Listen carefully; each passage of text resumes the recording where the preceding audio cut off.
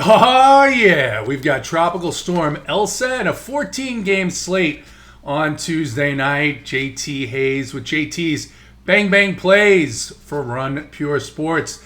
Look, if you're a Cubs fan or you talk to any Cubs fan, you ask them how the season's going, they can summarize it like this. Well, Eric Sogard has pitched 2 1/3 innings over the last week. Eric Sogard. That's right, Nerd Power. That's his nickname. Eric Nerd Power Sogard. With 2 1/3, not quite scoreless because he gave up 2 bombs in last night's game.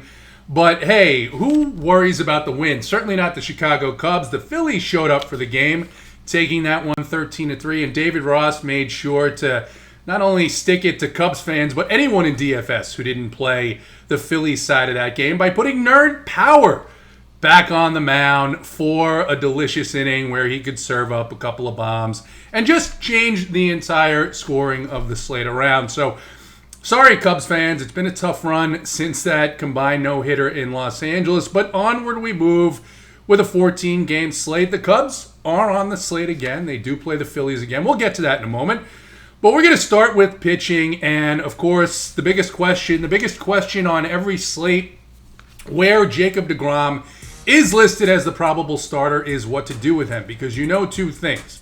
1, you know that Jacob deGrom is absolutely outstanding. But 2, you also know that Jacob deGrom is going to be limited and reined in by the Mets because, look, this team is looking to the postseason. They're looking to keep him healthy. He obviously has some issues physically below the surface that certainly aren't affecting his performance, but there's enough concern there that they want to limit the innings that he pitches. He's 11.5 on this slate. He gets a tantalizing home matchup against the Milwaukee Brewers. Talked about this a little bit yesterday on the premium show that I thought over the next couple of weeks here, the Brewers and the Mets offensively heading in different directions. The Brewers have been absolutely red hot. I think they're going to come back down to earth. They certainly did last night against the young rookie Tyler McGill, who pitched pretty well. And I think these Mets now healthy, a little bit healthier with Brandon Nimmo coming back. He's a huge catalyst at the top of that lineup. If he can stay healthy, you've got Conforto healthy in the lineup. Dom Smith has been hitting absolute bombs, had a 2-home run game in Atlanta. I think he took Garrett Cole deep over the weekend. Maybe that's not a big deal lately, but I think this Mets team is going to heat up a little bit. And with Jake taking on the Milwaukee Brewers, he's going to be 65% owned. He still comes in as my top pitcher of the night. Every projection system has him almost 17 points ahead of the next highest projected scoring pitcher. So, you know you can roster deGrom. It's a little bit difficult not to on this slate. We see this. The weather's heating up. Changes to the game. We're seeing some lower scores out of our pitchers. So you've got Jake at 65% roughly ownership. That probably goes up as closer we get to lock. And he's going to be 11.5. If you want to get off of deGrom, I do think there's a couple of options that are interesting this evening. Talked about how the Cubs have just been not hitting the baseball well of late, losing a bunch of games.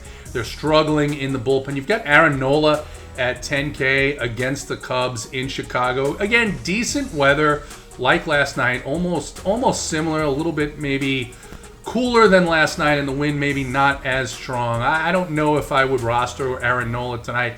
You'll certainly be different if you do. He comes in probably 50% less owned, but a guy that I do like at 9.5 is Framber Valdez for the Astros. He takes on an Oakland team that is striking out a ton of late. They've got the lowest run creation against left-handed pitchers in the game over the last couple of weeks. So I think you could go to Framber. You've got 2 guys in the game in Minnesota. It's going to be very cool. It'll be a lot different weather tonight than it was last night. It's going to be almost not even 70 degrees in Minnesota for this matchup between Carlos Rodon and Jose Berríos. The 2 teams hitting-wise, Minnesota been a little bit better of late than the White Sox, but they've both been hitting the ball pretty well. Although with Yasmani Grandal's injury, that White Sox lineup is going to be even a little bit more weakened. So it could be a better matchup for Jose Berríos at home. That's where I only play him. You can't play Jose Berríos on the road, in my opinion, unless he's taking on the Orioles. That's the only other park that he seems to pitch well in. But 8.8 for Berríos. You'll pay a little bit more for Carlos Rodon but with the metrics for the Twins over the last couple of weeks, probably going to avoid him on this slate. Then if you want to play any of those guys and you want to get some bats, I'm going to talk about the good offensive spots here in a minute.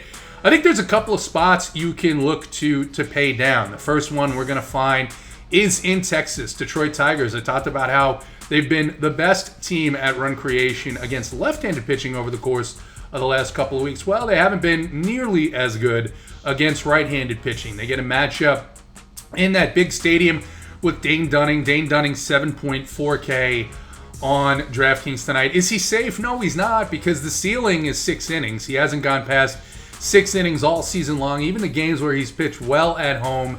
And they include games against the New York Yankees and a game against the Toronto Blue Jays where he pitched particularly well. So I'm not concerned about this matchup. 7-4 is probably the top of the pricing. I would like to see him a little cheaper, but the way that this Tiger team strikes out against right-handed pitching, the park, the environment, I like his chances tonight at 7-4. Another guy that I think you can go to with some sense of safety. He's taking on, honestly, one of the worst teams in Major League Baseball over the course of the last month in a good park with the roof closed in Arizona. It's Jon Gray for the Colorado Rockies. Jon Gray, 7.3K. The Diamondbacks striking out a little bit more than they have been, and they're just dead last in every offensive metric over really the last month. Run creation, isolated power, you name it. That 7.3 price point on Jon Gray isn't too bad at all. Now, we got a guy here who does a ton of analytics. Love talking to him. Our guy Luke Guest, he was all over on his chart Willie Peralta last night against the Texas Rangers. And I told him, hey, Luke, you got to get this guy off the chart. Big mistake. Willie Peralta, the highest scoring pitcher on last night's slate against the Texas Rangers. I think you may be tempted to go back there. You may be tempted and say, how much different is Jose Urena than Willie Peralta? Right? I mean, Willie Peralta's technically worse by the numbers than Jose Urena. And Jose, just 5.4. I think Willie was 5.2 last night. Can you do it? Look, if you're playing 150 lineups, or even if you're playing 50 lineups, and you want to mix in a couple of Jose Urena lineups just in case lightning strikes twice, sure, go ahead, be my guest. Otherwise, you should be rostering Joey Gallo, and you should be rostering Nate Lowe. So I'm not myself. I don't think at this point things could change. I don't think I'm going to have any Jose Urena on this evening's slate. But what about offense? What about the places that we look to fill out our lineups that are going to give us some of that home run production? Run production, and like so many other nights, we have to start in Baltimore with the team that's playing the Baltimore Orioles. And tonight, it's the Toronto Blue Jays. And the Toronto Blue Jays get a matchup with Spencer Watkins. That's right, Spencer Watkins, 28-year-old, former 30th round draft pick of the Detroit Tigers. Spencer, welcome to the big leagues. Congratulations, it's your first Major League start. Now go ahead and face off with Bo Bichette, Vlad Guerrero, Teoscar Hernandez, and leading off the game, Marcus Semien. I wish you plenty of luck, but it looks like perhaps even Adam Plutko may be getting in this game beyond Spencer Watkins. Watkins pitched 1 inning last week against the Angels. No runs, no hits, no nothing. So he could go 1, he could go 2, he could go 3. I don't think he goes more, honestly, than 2 innings tonight. And I think it's going to be a rough road for him. For Toronto, usual players in this lineup that we like to target. Marcus Semien leading off. They're expensive. 5'6" for him. 6'2" for Vladdy Daddy Guerrero Jr. But down in the bottom of this order, you've got Cavan Biggio at 4.3.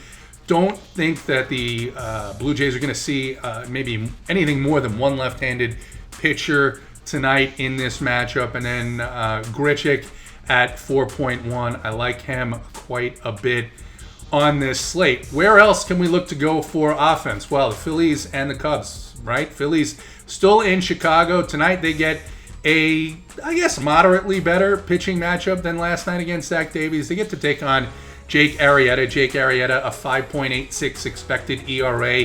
That's good for third worst on this slate because Spencer Watkins hasn't thrown enough pitches to get included in that metric. So I think you can go right back to some of these Philadelphia Phillies here. Maybe look to guys like Bryce Harper tonight and JT Realmuto if he's back tonight for the Phillies. Don't mind those guys at all. And then a good matchup out on the West Coast. I hate the park, but man, Justice Sheffield has fallen pretty far from when he was considered a really talented top prospect. He's got an expected ERA at 6.36, which makes him one of the worst on tonight's slate. He takes on a New York Yankee team that has not only been striking out a lot less against left-handed pitching, but they've been one of the best at run creation against left-handed pitching over the last couple of weeks. Again, the park is a bit of a letdown, but certainly enough power in that offense to take advantage of Justice Sheffield and that Seattle Mariner bullpen. So that'll do it. Again, get into the Discord. If you're not a member already, join Run Pure Sports. Enter code RPSHeater25. That'll get you 25% off of your first month's payment. We'll have a playbook up. We'll have slate strategy breakdowns from our coordinators and a bunch of core plays up, because a lot of things are going to change. And in addition to baseball, right? In addition to Major League Baseball every day, we've got the NBA Finals starting up tonight. Our guy, Titletown. Congratulations, Title. Your Milwaukee Bucks are in the finals against the Phoenix Suns, and our guys, BigT and JSURab, just been crushing these things over the weekend. They went live on a moment's notice because the crowd demanded it. The subscribers at Run Pure Sports demanded it. They're going to have all sorts of content for the Millie Maker. That's tonight, the NBA Showdown Millie Maker. RPS Heater 25 is the code. Get 25% off your first month's payment. Like this video and subscribe to the Run Pure Sports Network, even if you're going to come into the video 24 hours before just to hit the dislike. For whatever reason, like it, hate it, join the movement. Good luck tonight in all your contests, both in NBA and Major League Baseball. I'm JT Hayes, at JT Hayes Jr. on Twitter.com. I hope you all run pure.